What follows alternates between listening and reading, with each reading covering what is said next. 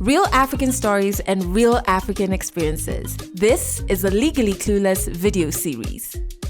And in this episode, we dive into the world of film. Across 1 year, 4 Kenyan artists worked on making 4 films that would unpack issues around reproductive health. This was all part of a project called Kenya Creates. I am one of those artists, and in this episode, I am joined by 2 other filmmakers under the Kenya Creates project.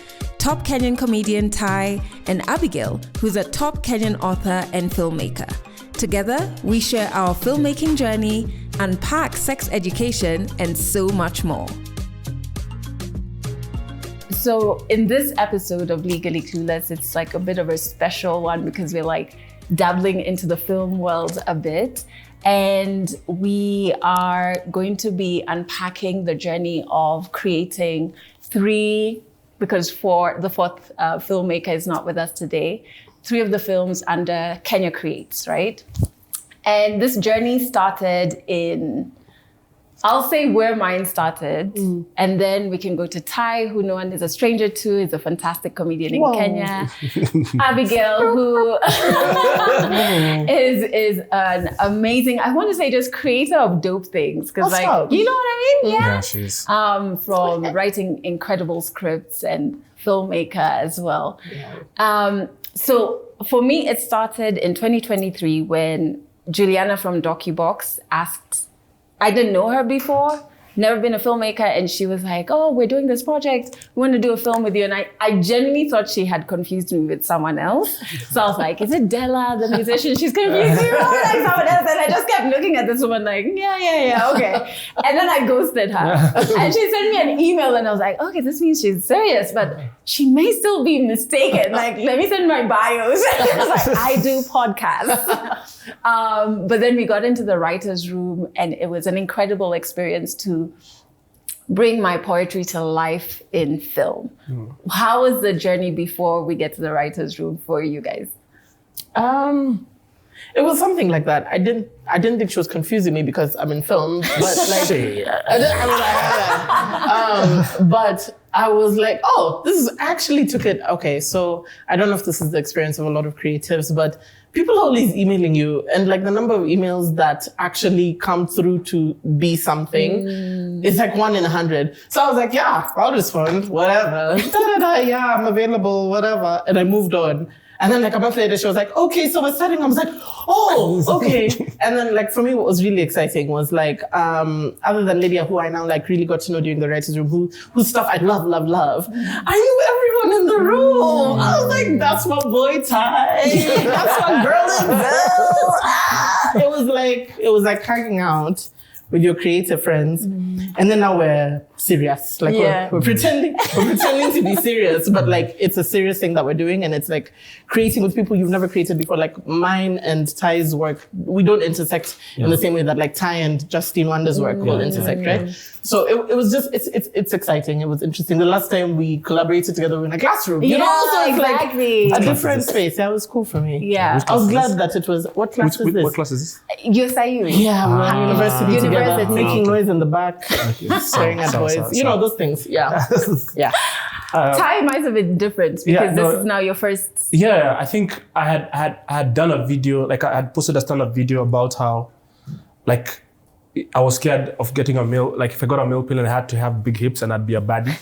So then that time, and then someone had watched it and then they commented on this like, I think, it's a friend of mine called Sue. She was like, this is really interesting. There's a concept that can come out somewhere from this.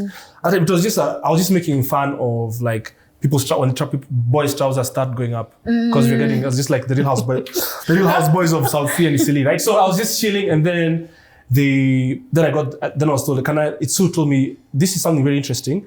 We are thinking of getting creators together to just talk about reproductive health. And so I'm like, I don't want to do that, to be honest. I was like, I don't want to do that because it's very like tough waters for someone who works in comedy, and like I could just slip up like this. I don't want to get cancelled, right? Cancelled. Yeah, so eventually, then I got the email like, hey, this is what we're planning, And so I was like, do you still want to? And I was like, I will, on condition of I get to talk about boy stuff, not girls. Because I feel like So when I saw the names, I was like, oh snap, these are big people there. This is so it's like, okay, my condition would be like, because when I was left write, I should write a film. So this was not the first film I wrote. There was another film I did.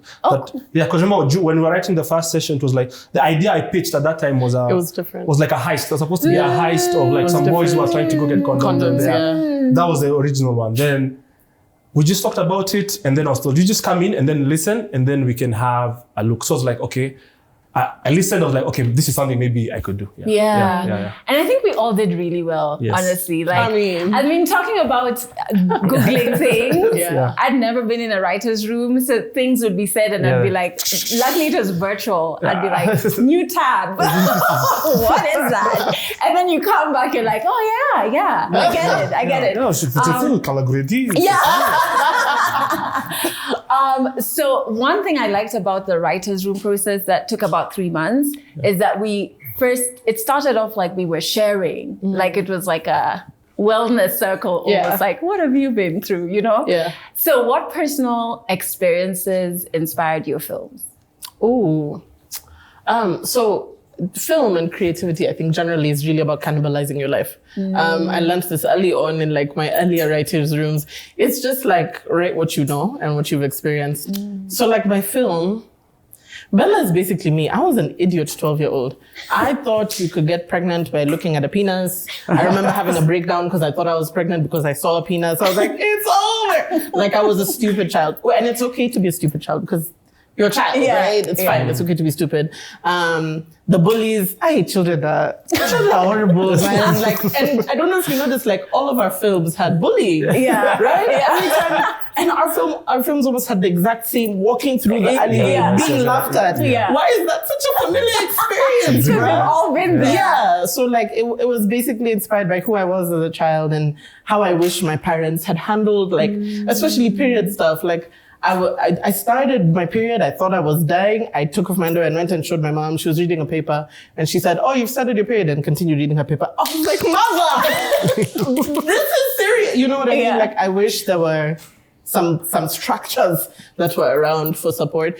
And I know that she came from a time where this wasn't a big deal, so it wasn't a big deal for her. But if I was having children, which I'm not, but I have nieces and nephews, and I would like to be able to handle them with a little bit more care. So it was inspiration from the past to then imagine a different future. Oh my God, because you can imagine like blood is scary. I'm dying. Why am I bleeding? Exactly. Blood means death. Oh like, my goodness. And what about you? Because the other was very... Okay, mine was First, not... are your parents going to watch this? They probably will. I'll show them. Did they have that lingo? No, like I know my sister will definitely show it to them. But Nimeenda kulala. no, they had something similar. But I think it was because there was that, of course, when you're growing up, and for us, when we in class 6, when we were taught about where babies come from, we had clues. But when now it was like told how vividly it happens. And now there's this guy who stood in front of class and started asking one who has siblings. Then it was like, if you had 4 siblings, wako amefanya mara 4?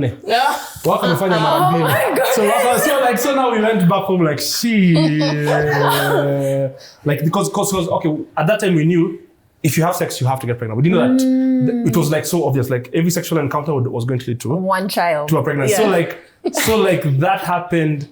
So also the thought that I was the firstborn, and so you guys did it when my sister was being born. So when but then the other one was also like growing up, like mid-teens to like early puberty to that was late high school to late primary to early high school. I was like very, very skinny, like very, very skinny. And then I had a lot of acne, right? So growing up where I grew up, my dad used to be one of Kenya's boxing champions, right? Right? So he was an athlete growing up. Like everyone would go, like people would meet him, and then now when people meet him, they're like, tell me a joke. But now when people would meet him, they'd start doing this with him. So, and that gene. So when I went to school for like I ran fast, I didn't know. So that's the point. So anyway, so when we got to, people would make a lot of fun of me for like, I was like extremely skinny, right? And And so but mostly because of the acne. Like I still have a lot of marks from acne growing up. Thank God it became a beard. But there's this one time I should remember in Form 2, we were just jesting with each other, right? And then this guy used to play rugby. His name was Moses. So he comes and tells me, it's like, because I was very mouthy, generally speaking. So like, you, when your maza ama nikusambe hizo pimpo zako zianguke. So like, it's fun, you can laugh. No, don't So like, because I have a very vivid imagination, like, I was just seeing that Tom and Jerry effect of someone sambaing me and then the pimples angukaing and me being left. I was like, shit. Because kids are mean. Kids are creatively mean. Yeah, so Moses. Yeah, and guys know. It's like often like when girls interact with each other, girls interact by like saying compliments with each other and not necessarily meaning them. And boys, we hang out by like throwing jabs at each other. It's a weird way of affection, but mjinga amefika. Like, yeah. Like when my friends call me, I'm like, that's my boy, right? Yeah. So it's different. So like we sharpen our wits about, but now a lot of you people, they don't know you like that, so they don't know it hits you so hard. And I always have a comeback for every insult. But that was the first time in my life I was like, hey, okay. Because like you're still remembering, you're like Form 2, second term, Moses. You know what I mean? Like we know the memory is so vivid. I like that you both touched on like misconceptions around sex, and like anybody in the audience, please feel free to put up your hand to share if you had. It's okay to share the stupid things we used to believe about sex. Because I remember one in high school that was, because the fear for every girl was getting pregnant, you know? I don't even think STDs or any, like pregnancy was at the top of fears, right? Yeah. But there was a rumor that like, if you have sex while you're standing, you don't get pregnant. And I'm like, this is a hack. Tell me more. Did you guys have any misconceptions around sex when you were in high school or younger? Yeah, there's so many. So like, okay, for me, because growing up because I was in a boys' school, when boys would come back from the holiday, they talk about their sexual escapades, right? Now I know they were lying, but back then, like the way they talk about what they did with these girls, and you're like, oh my God, how? Like how did? And I had sex very late in my life, right? I was so for me hearing that, I was like, So like, apana unafaa ukimuinua umwekelee hapa.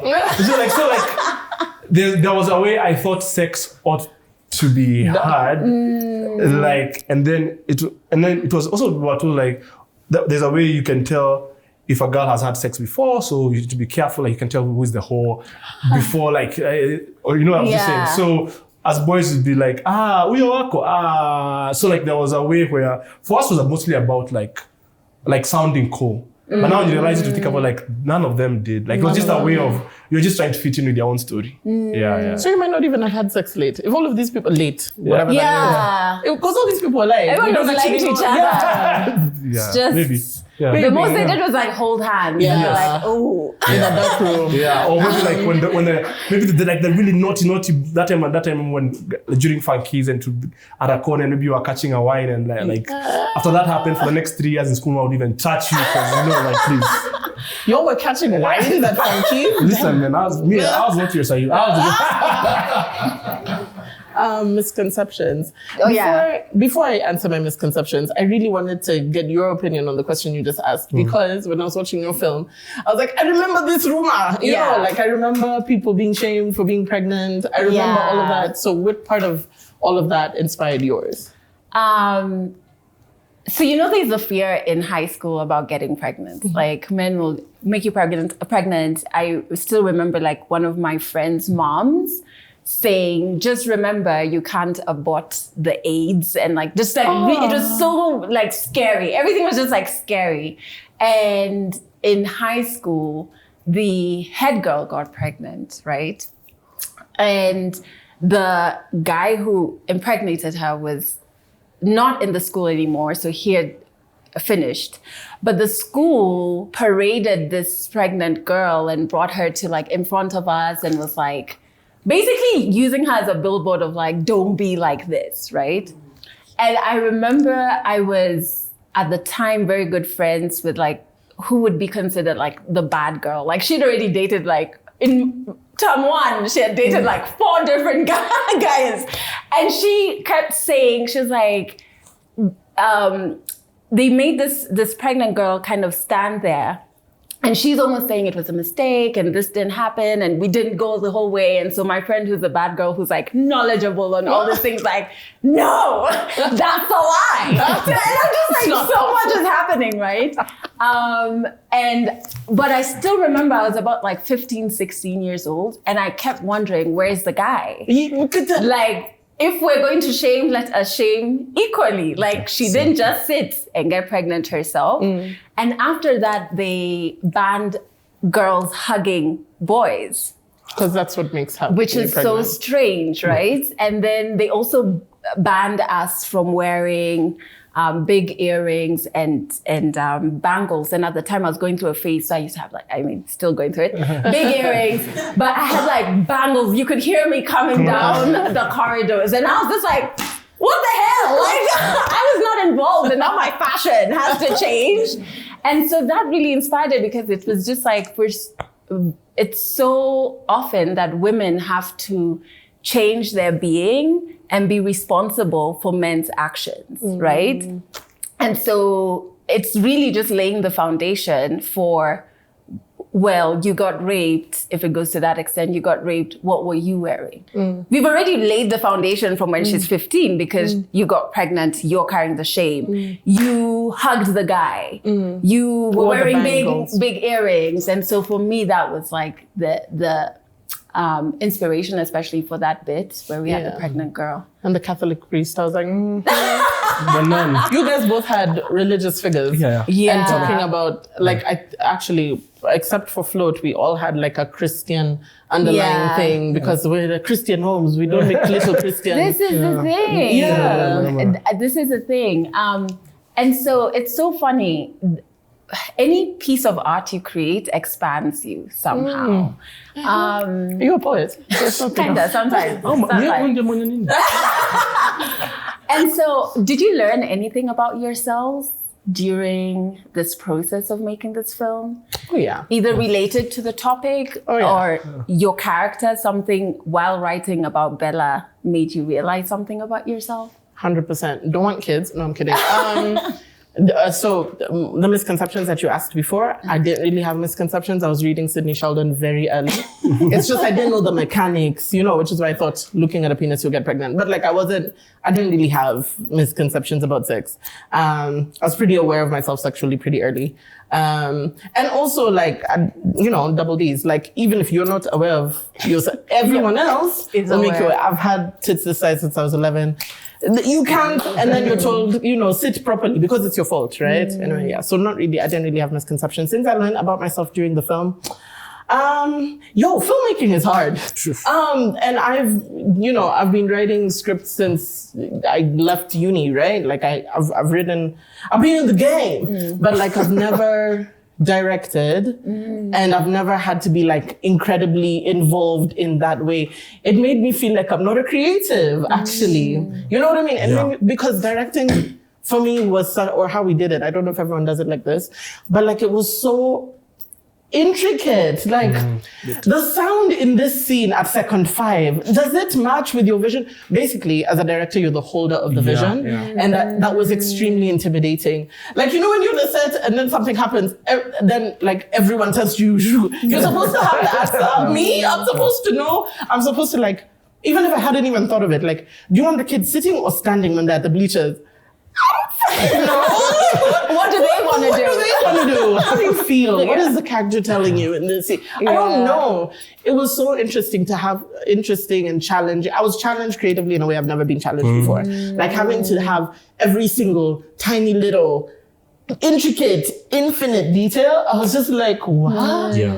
I'm not a creative. I am now starting creatively. Like after 16 years of writing scripts, I'm like, okay, let's start from the bottom because I had no idea. It was crazy. Yeah, I think mine was first getting guys to buy into the idea. Getting guys like, so what is the script? So like, so why am I not saying the words myself? Like, did you call us here to shoot a TikTok? Like, do you see?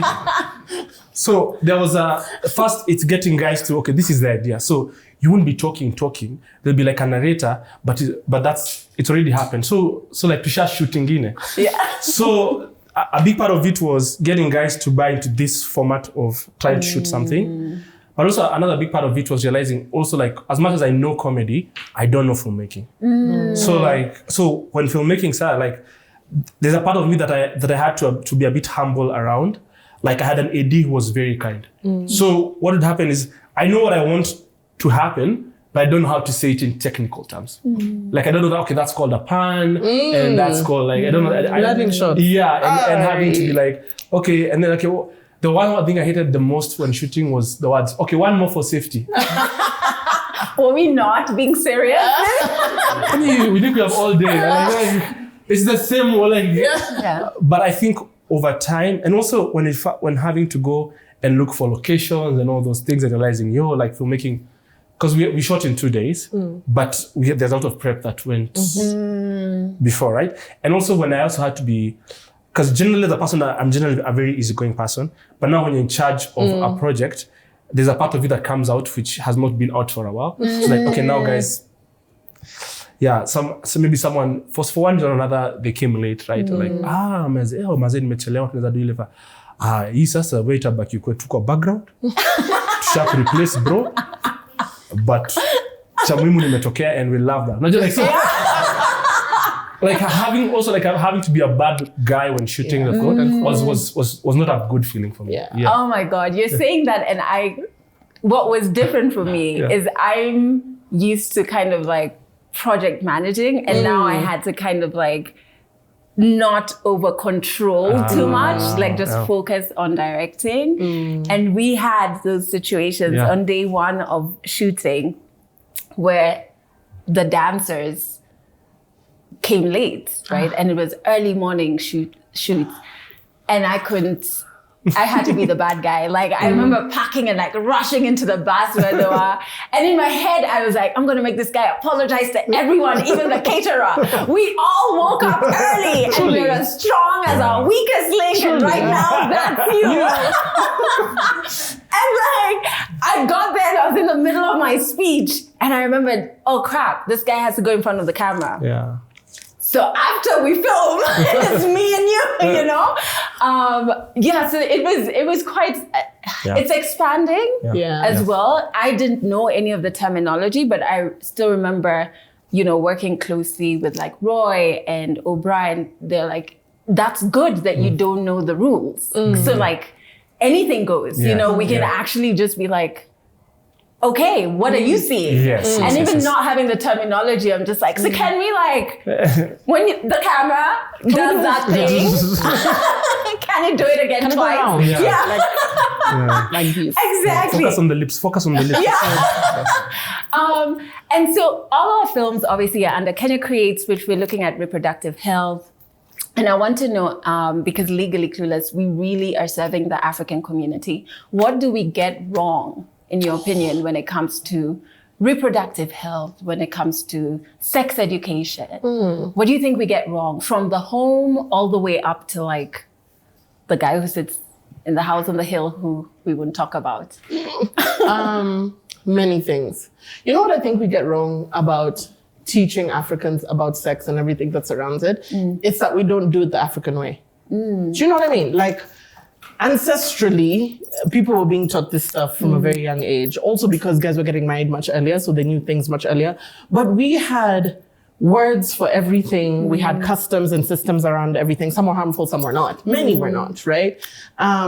We had aunties and uncles who taught you how to whatever. We had aunties and uncles who taught you how to dance, to seduce the dude. Do you know what I mean? Even like among the Luo, like because we have polygamy and polyamory, we had houses where there was a back door for the clandé to leave when your husband was coming home. Do you know what I mean? So I think what we do wrong is we've adopted modern is the wrong word, just colonization, because I don't agree that it's modern, because we were the cradle of civilization, so we are the most modern. We've forgotten that we already knew how to do these things. We already had words, we were already teaching our kids, which is what I think we need to do. We keep showing them scary syphilis videos. Did you have the scary syphilis video? Did. We had that video that Raphael Tuju one. And it just taught so much fear instead of also remembering that sex and sensuality and sensual expression is a fun thing. And you can do it safely, much like anything. You can have one drink. It doesn't have to be 16, Kenyans. You know what I mean? Like, you can do things safely when you know the structures and the rules. But if you're only taught the rules through fear or through Christianity or through, you stop enjoying it. And it's something to enjoy. Exactly. You know? I agree with you 100%. What I think is wrong with how we teach reproductive health is the framing and who owns the conversation, right? So if I go somewhere, even when I got the call about reproductive health, I was like, please don't. It's either going to be someone who's going to be like, uchunge ukimwi sababu, or the exact opposite. Yeah. Hey girls, let's abort our babies today, right? So it was, I think the people who own because whenever you talk about reproductive health, there's already a framing that guys think about. Like it's going to be some woman in bright hair and who's going to come and tell us why we should abort our children, right? So like, I think who owns that conversation as well is how it's been framed from day one as a part of, it's not for everyone, you see. It's for the bad girls. It's for like the ones who need to hear about reproductive health. So yeah, from now as a dude, the thing is, even though that reproductive health has been framed, often the face of the person talking about reproductive health is very rarely a guy. So for us, already we have the problem of like, that's the girl's problem. So now, because girls have felt that the brand for so long, so now of course they're at the forefront of talking about it because I mean, they felt the forefront. So now when guys come in, so it's like, this left to our mama, because it's scared. And then it's just that framing of, okay, what is it even? Is it about just, having children or, so that larger framing, I think, is what has been the problem. So like, when I want to present to someone who is not per se liberal, they shut out so fast. That's why when I use comedy makes you lower your guard about like, I was laughing, better on a point, but after he's laughing. So at its core, it's like the reproductive health spaces talk to themselves. Yeah. They don't understand women. Yeah. Then they meet the same people again. It's that too. But the people actually need it. We haven't found a way of like, okay, sir, there's a religious block there. So how do we get over that block? We just come and show, you see the block? You see there's a problem? We don't like, okay, now, so what? Exactly. People are conservative, people are what's okay, but we still need them to be healthy. So what are we going to do about it? Yeah. That is so interesting. And please wave your hand if you want to chime into like what we get wrong as Africans. I think also what we get wrong is like sex and conversations around sex are over there. And we never talk about the bodies and the beings that are going to engage in sex, right? So even just like an intimate understanding of your body in terms of like how it functions and how I like it, or my skin does this thing, or like my hips, I have dimples here or whatever. It's like, it's almost wrong to even like look at your body, right? So if we don't even start talking about people feeling at home in their beings, we can't jump to now. I'm always just like, okay guys, but like chapter 1 to 3, we're in chapter 12 of diseases. But this part is like such a beautiful part, right?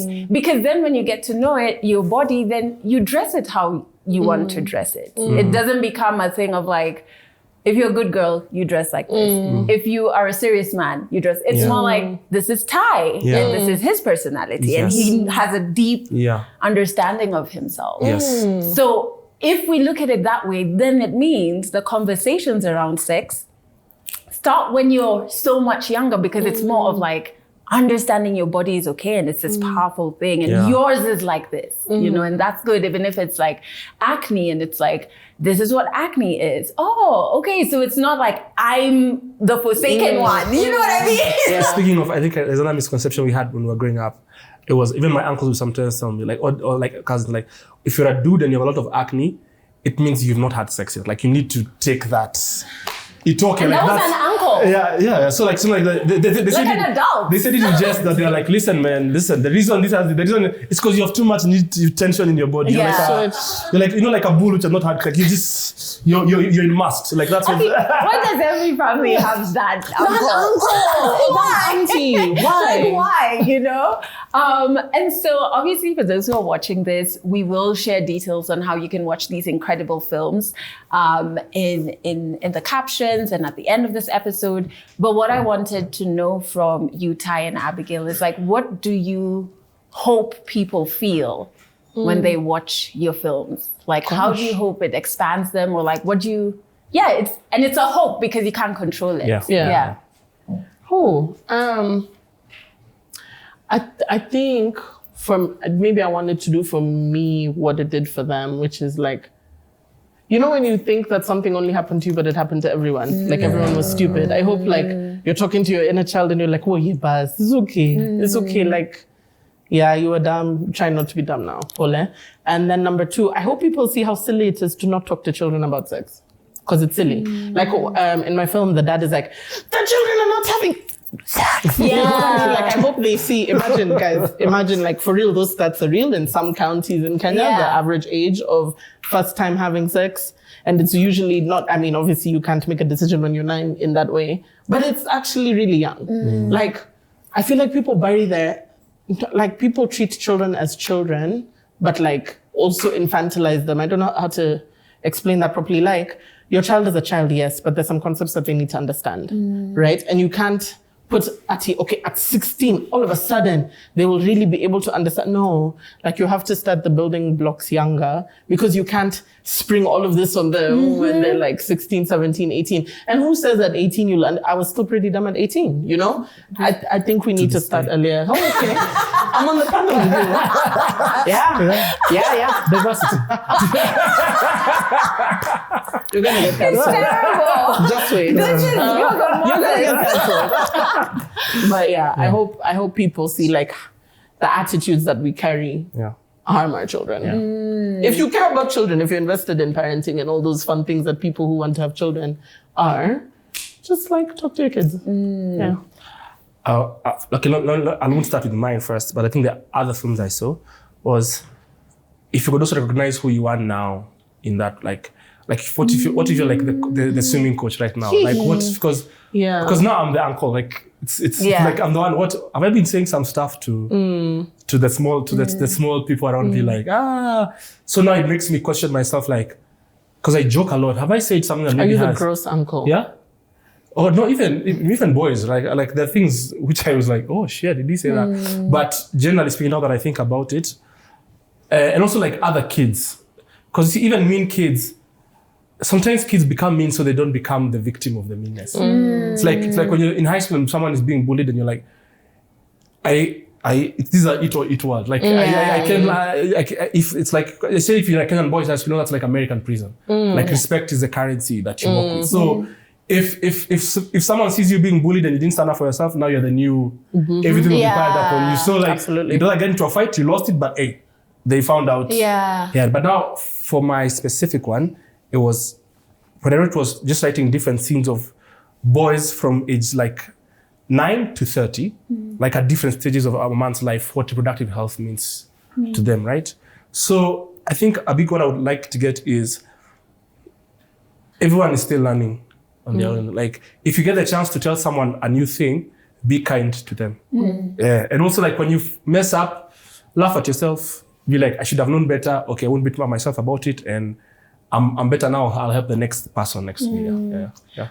That's really apt. I feel like I want people, I like what you said, like recognize yourself even in the adults in the film, because I want people to think about the words that we share with each other, not just children, right? Yeah. Because the character in my film, like her mom tells her this terrible line, her aunties are saying this. And these were like, I know I had an aunt who said, because I've been thin all my life, like, yeah. And I was just like, what's the rationale? Like, I was just so confused, you know, that you're so thin and I come from, you know, I'm Luo. And so like there's a stereotype, Luo women are like curvaceous.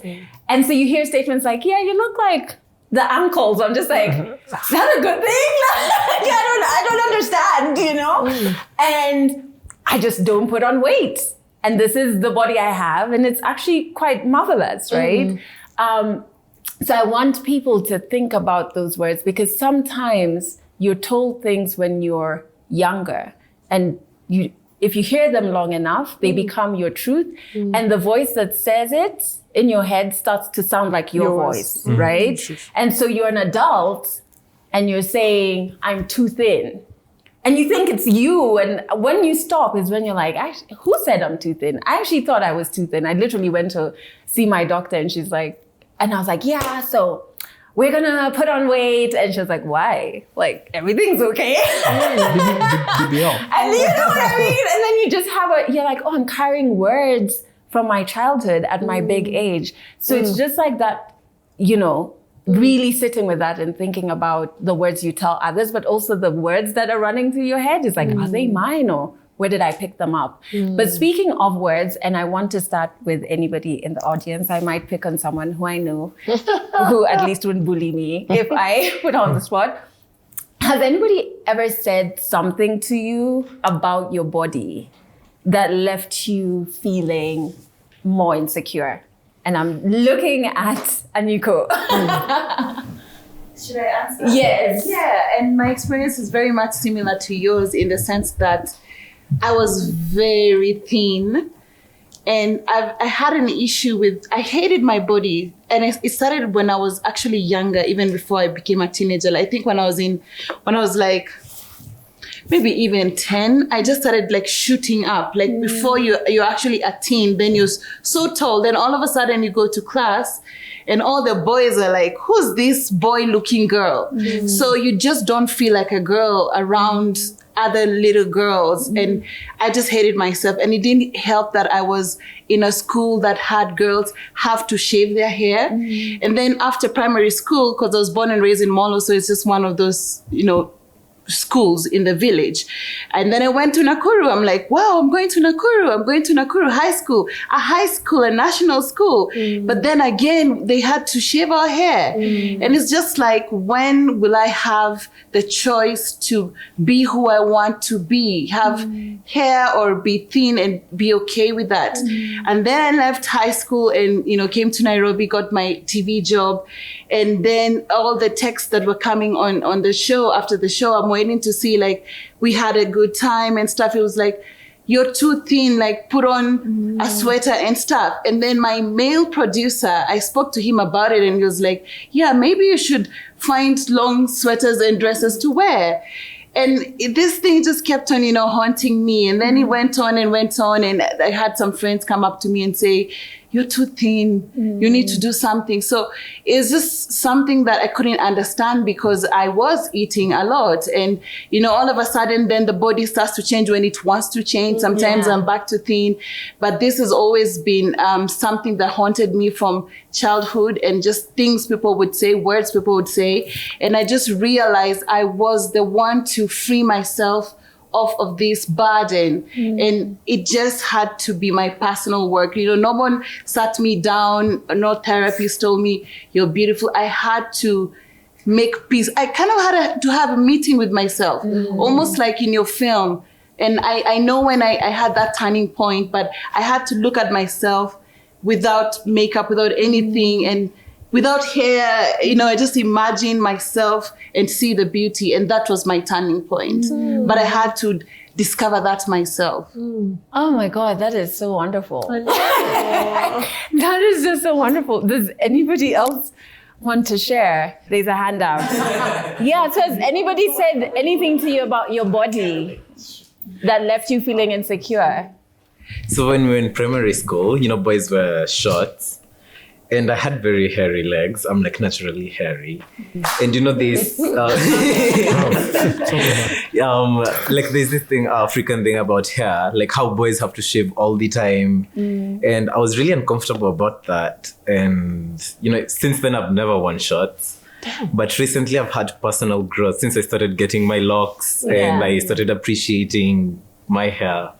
So I guess it's a personal journey. It's one of the things I related with the film about having that conversation with yourself. And And I guess it's mostly troublesome for girls more than boys, because girls mostly care about the way they look. Yeah. But also guys do care, but then people do not take it that seriously, because guys are more than just their looks, jobs or other things. Yeah.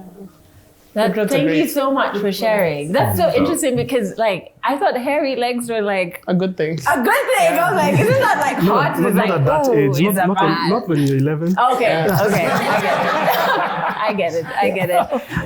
Have you guys been told specific things about your body that made you insecure? Yeah. Other than Moses. No, but I think for me, it's because I think I'm a comedian. I think maybe I learned to deal with it really early. But I remember when the places we'd go and we'd show up as a family, and sometimes people would be called out. I was the Luya in the house because of having a big nose. Yeah. So it's just I'm Luya wetu. Like so. Then I think by the time I was, but then I was just like, okay, no, this is where we are now. Now we're just going to laugh. I'm so sorry. No, my face eventually grew to my nose, thank God. But I think for me, as what it made me, because it would be like, we work in the, oh my God, how are you, Maisha? Oh my God. I'm so sorry. Like, No, it's fine, guys. we It's need to okay. do another film. You're allowed to laugh. That's the point I'm saying. So I think for me, because I'm a comedian, it made me, like, the snapbacks I used to hit people with were so, like, okay, so tumeacha. Or I'd just be like, because also I've had bigger feet than my size. Like I'm a size 10, right? But I'm not a big guy. So growing up, it became, mapua ni kubwa, miguu ni kubwa, imagine katikati. You know, like, it'd be like, so it would always be, you find a way to just, Yeah. Like, it's comedy, but it's survival. yeah, it's survival. You're like, yeah. Oh my goodness. That is, I'm so sorry. I know. I can't. I've won that fight, so it's okay. You can laugh. It's okay, laugh. Yeah. You're on the panel. You're on the film. What about you, Abby? I mean, I haven't learned how to deal with it at this big age. Still to this day, I can't do it. Because for girls, like how you said, like men, it's not as big a deal because men are not held to aesthetic standards the way women are. So if it's a bit imbalanced, right? So for women, or how I felt in my womanly life, is that the goalpost keeps changing. When I was a kid, I was too thin. When I got to high school, I was too fat. When I got to Dida, I was too, like, it's always something different. Like, I feel like I'm always fighting about how I look, and I haven't learned how to do it because I'm a softie. Like, I know you see the feminist jewelry and all this, but I'm soft inside. And I think people think I'm not soft inside because I'm like, loud and badly. I can't. No, like I get hurt very, so I haven't learned. I think a recent one was your head, something, because I just shaved my hair like 2 months ago. Something about my head, I can't remember. Like I block it out now because I'll break down if I don't. But something, my head, my pot, I have a pot, it's healthy. I like food. I'm not scared to say that I like food. You know, those things. I haven't, the short answer, too long didn't read, is they are always hurting me. I haven't figured it out. So these films are also for myself to do the work and the meetings with myself because I haven't. People are still mean. Yeah, mean kids grow into mean adults. Oh no, what did you say? Mean kids are taught by mean adults. I think so. And now I am an adult. Yeah. With the mean adults. Honestly, like even just hearing Enrico talking about the media, like for me, it was just like, funny enough, I've only faced mean adults. Yeah. Maybe only one mean kid, but my sister beat her up. So I feel like everything was like cleared. But I've only faced mean adults. So I never got bullied about my teeth throughout, like primary time. Never. The only time I got bullied was when I joined media, and it was by adults. And so for a long time, it didn't hurt me because I was just like, okay. I feel like as a grown-up, you should have other things to be dealing with, you know? Yeah. So I've only faced mean adults, and then media demands that you look a certain way if you are female, Black, African. There's a way you're meant to look, right? And so when you don't look that way, it's like, how did you get? Is there like, does your dad own this company? You know They're just what I mean? letting everyone. Exactly. And so I've only experienced mean adults, and it's like, nowadays I just kind of figure out where I'm at. So sometimes you'll find me on a day that I can punch back like Ty and like I'll have a comeback. Or there are days I'm just like, this is too much. Just like, turn off comments. I don't want to hear it, you know? Like, and those moments you're like, I thought I was over this, but you're human, right? So there are days that it's weird. I need to learn. I need to take comeback classes. Because I can't. I'm not. Honestly, I think the strong and poor are the ones who are like, okay. Like even comebacks are. It should. Part of me thinks it means it still takes me off. You see. But if I was cool with it, I'd just be like, okay. Like, cool, thanks. And now so. Sorry, I wanted to add a little bit. I didn't feel insecure in my body until someone taught me to. You know what I mean? Like when I was I was a kid, like whatever, blah, blah, blah. But someone taught me to notice that, you have I was like, I do? Really? I didn't know that.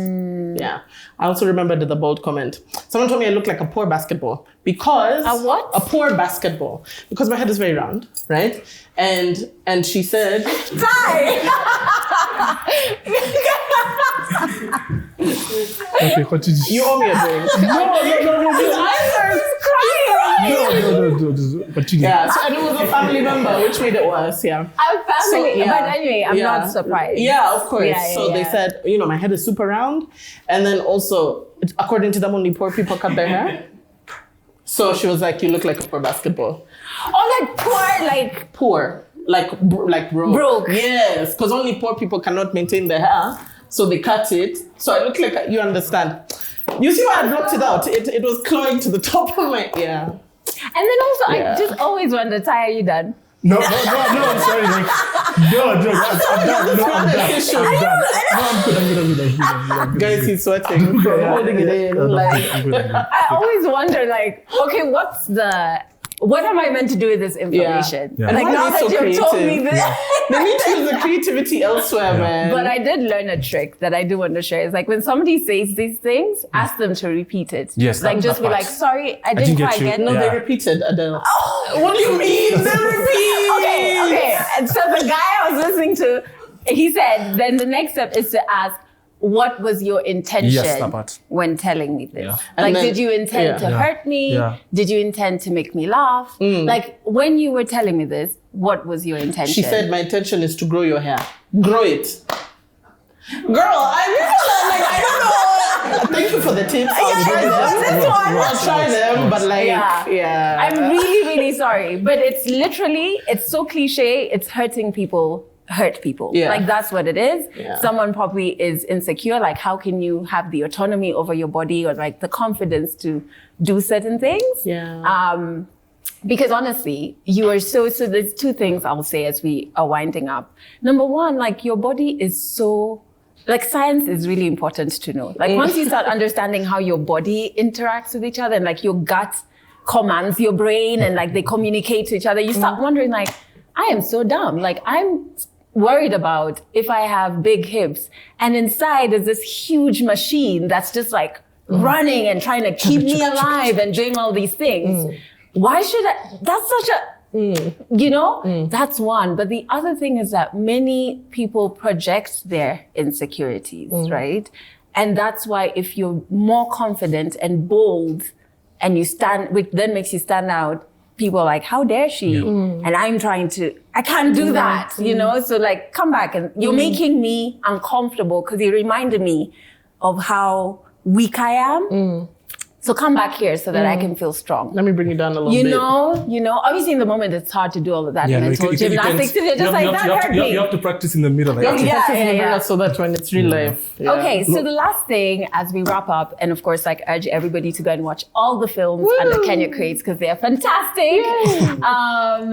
Is there anything you do to remind yourself to be at home in your body, to be confident, or that you're okay as you are before you arrive in front of people? Is there something that you do either daily or like when I can? When you can. Twerking. This is really Twerking. good. I've seen it. I've seen it. Number one, I've been there. I've seen it. so number one, twerking is super good for you. Yeah. It strengthens like your hip muscles, blah, blah, blah, blah, blah, blah. But also, I don't know if you had this thing, like when you were growing up, the people who could dance were like, oh my God, you can, like it was so cool to, okay, me and my family, it was cool to be a dancer. Yeah. And I wanted to dance like well for so long. I could never be the kids who were going up to win minis because I couldn't dance, right? Yeah. Took me years to learn how to twerk. Years, man. Because like there's the isolation, it's like Yeah. So the way you're talking It's a about science. Yeah. It's a science. So the way you're talking about how the body is a machine, but also like kinesthetically, it's just like a beautiful thing. It's such an African thing. It looks good. You feel hot. I want to believe the husband with her. It's just like, I feel like yes. Like I wanted to like look at the process. I saw it happening. I wanted to learn it. I went for it. I did it. And I continue to do it. And like I tore my Achilles a few years ago, and it's great now. Yeah. But I remember in the middle of like horrific physio. Physio is the worst thing of life, and anyway, it was terrible. But like I remember thinking, when I get out of here, if I can just do yoga and twerk, Niko sawa. And I said, you will never stop me from twerking again. Because I almost couldn't. Like my Achilles was torn. I didn't know if, the surgery was going to go well, blah, blah, blah. Twerking. This is wonderful. Yeah, but thank you. also because you keep stress in your hips. It's like So, actually like, healthy. It's not like, You're onto something. I mean, why were you late? Twerking. What about you, Ty? No, I'm just thinking about Twerking? Where do the dudes put it? twerk. But in the sense of, I think physical activity is important. But there's something that was mentioned, like I think as a guy, as you start growing up, there's a less look on how you look like. So you never really even you never fight those demons quite yet. Because like eventually it's like, so what do you have? What are you offering the world as a guy? So, but with regard to how I look, I think one of the things I do is I just post myself online a lot. Like talking, doing stuff like that. Because I hate my voice. I hate, not that I hate that I want to kill myself. No, like in the sense like you never sound the way you think you sound. Yeah, it's like, even I know it's very unlikely. I don't know if I'll watch this. Like, I'll just be like, you'll share. Just like, we'll be like, hey guys, we had a very interesting conversation. And, because of, I do comedy, right? Then when I'm watching comedy with guys, I'm just like, why am I standing like that? Like, why did I put my hand like that, right? Yeah. Other guys are just laughing at the jokes. They're like, thank God. But I think it's that incident of making fun of just saying myself, Ty, like, it's funny how you always, I do impressions of myself. So to be like, why am I always, why do I always do this when I talk? It's like, what's happening with this hand? In the sense of that self-awareness of, okay, this is who I am. And also reminding myself that what I think it looks like, not very meaningful, people don't care, which is both a good thing and a bad thing, right? In the sense that you're so worried about, oh my God, how my elbows kind of flare out when but then you realize people don't even know that about you until you tell them, and even then they have, life has their problems. Everyone in this room has their own life has given them, each of them, their two problems to think about after we leave here. They'll just be like, I need to go do like this. They're not thinking about your elbows. Yeah, they'll not think about my Luya nose, right? Yeah. Or the basketball. But this guy. But at its core, it's just the idea of like taking away that spotlight effect from yourself. Like, okay, it's happening. This is who I am now, and it does continue. Yeah. I like that because, and especially the more you present yourself, whether it's virtually, like on social media or in person, like just as you start getting used to it. Yes. Like it becomes normal, so you don't start to see the flaws or what you think are your flaws. Yes. So what do you do? Oh, what do I do? Oh my goodness, I'm like really big into words. I'm kind of like a poet. You kind of. Maybe should have. And so I do. This is so embarrassing because it's kind of new. So I realized I love receiving like written notes from people. So I have a friend who always writes me letters. Like you have to write it, and she'll like write me letters. So I started like writing to me on like these little cards things in the mornings, and then I put them in a jar. And so months later, I'll be like, oh, and it's like love notes, but it's not, it's just like cheering you on, or like, I love this about you. And you're like, oh yeah, I do. I mean, it could look a bit crazy to someone. It's like, oh, so you don't only talk to yourself, you write to yourself as well. But I think it's new, but I can see impact from it. Yeah. So first things we have to do as we wrap up is give all of us, actually, I was going to say Onitai and Abigail, give all of us a warm round of applause, because I think that this is just like a testament to how powerful art is in breaking down very serious topics and making it a space where people can connect with things, right? So incredible work, guys. Like, I'm Good so job, proud. Good job, Adelle. Wow. Adelle? Yes, thanks. Write me a letter. And to you who's watching this episode, thank you for watching. And of course, make sure you check out all the Kenya Creates films. If you check the caption, there's a link with all the details. And yeah, we'll see you next time.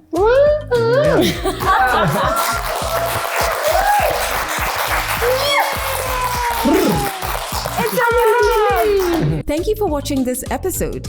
All our films are premiering on the 21st of February and you are invited. It's at 5 p.m. at Shalom House Gardens. Advance tickets are 1,000 bob and you can grab them via the link in the caption of this video. Tickets at the gate are 1,500 bob and we are all looking forward to seeing you there.